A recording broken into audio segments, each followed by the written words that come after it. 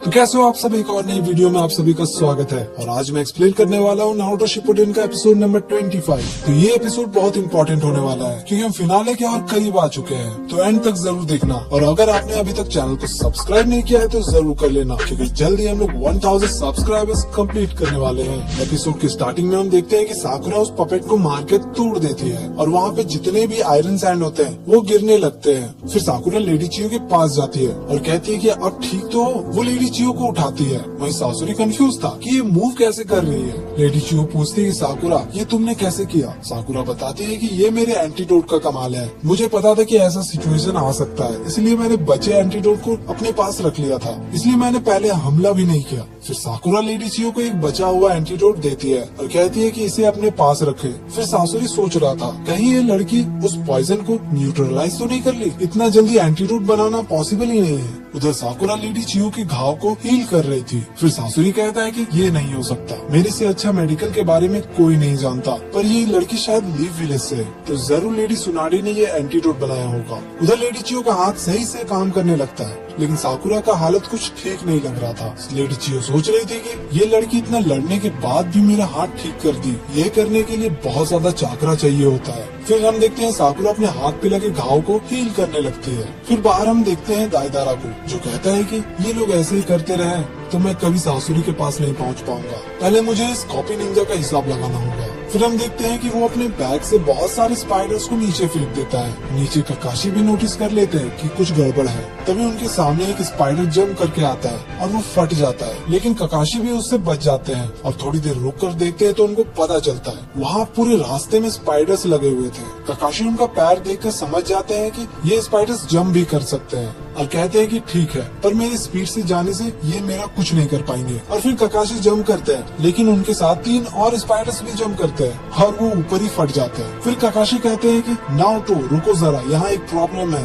पर नारुतो कहता है कि ककाशी सेंसे आप मुझे स्लो कर रहे हो, मैं जा रहा हूँ उसके पीछे। वही गुफा में साकुरा कहती है कि चलो ये तो हील हो गया, तो अब हम अटैक करेंगे। फिर साकुरा लेडी चियो से कहती है तो क्यों ना हम फाइट कंटिन्यू करें। फिर लेडी चियो कहती है कि हाँ बिल्कुल साकुरा, चलो अब इसे खत्म करते हैं। उधर ककाशी सन से पीछे जाते हैं, लेकिन उनके साथ वो स्पाइडर्स भी उनके पास आने लगते हैं। फिर ककाशी और पीछे जाते हैं, उनका पीछा करते करते सारे स्पाइडर्स भी आने लगते हैं। तभी ककाशी एक पेड़ से जंप करके वापस जाने लगते हैं, लेकिन वो स्पाइडर्स भी बिल्कुल ऐसा ही करते हैं और सारे स्पाइडर्स ककाशी के ऊपर चिपक जाते हैं। तभी वो एक्टिवेट होकर फटने लगते हैं। ये आवाज सुनकर दायदारा कहता है चलो एक तो गया। फिर नारुतो के सामने दायदारा नीचे आता है और कहता है कि चलो तो अब सिर्फ हम दोनों ही बचे हैं। ये सुनकर नारुतो बहुत गुस्सा होता है। फिर दायदारा कहता है कि अरे गुस्सा क्यों हो रहे हो, रुको जरा मैं तुम्हारे दोस्त को दिखाता हूँ। और ये देखकर नारुतो उस पर अटैक करने चला जाता है, लेकिन तभी ककाशी आकर नारुतो को रोक लेते हैं। ककाशी को देखकर दायदारा भी चौंक जाता है। फिर ककाशी कहते हैं कि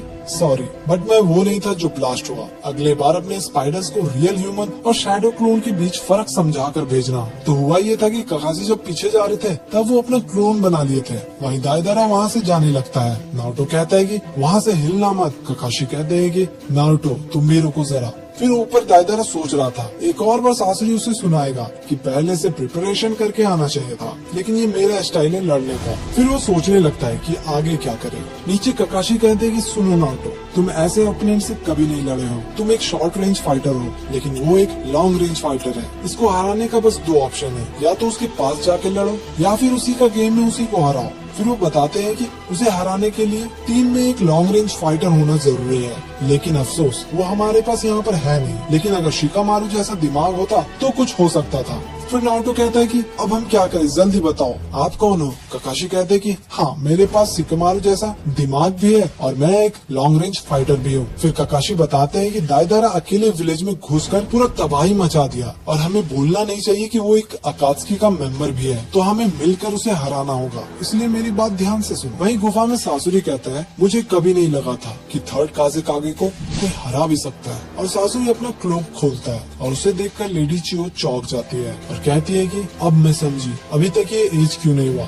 फिर साकुरा कहती है कि इसका मतलब ये खुद एक ह्यूमन पपिट में कन्वर्ट हो गया है। उधर नारुतो और ककाशी दाइदारा का पीछा कर रहे थे। तभी ककाशी कहते हैं कि तो तुम तैयार हो नारुतो? फिर नारुतो भी कहता है बिल्कुल सेंसे। फिर ककाशी सेंसे एक हैंड साइन बना के जुत्सु करने लगते हैं। वहीं गुफा में सासुरी के वेपन से पॉइजन निकल रहा था। उसे देखकर साकुरा कहती है कि इसका तो पूरा बॉडी पॉइजन से कवर है और मैंने थोड़ी देर पहले ही एंटीडोट लिया है, मुझे उसके पास जाना होगा उसे हराने के लिए। तभी सासुरी कहता है कि बहुत हुआ और उन पर अटैक करता है। फिर लेडी जियो और साकुरा पत्थर के पीछे जाकर छिप जाती है, लेकिन फिर भी सासुरी अपने हाथों से आग बरसाने लगता है और ये एपिसोड यहीं पर खत्म हो जाता है। तो इसके आगे बहुत खतरनाक फाइट होने वाला है, तो उसे अगर मिस नहीं करना चाहते तो इस चैनल को जरूर सब्सक्राइब कर लेना। तो मिलते हैं अगले एपिसोड में, तब तक के लिए बाय बाय।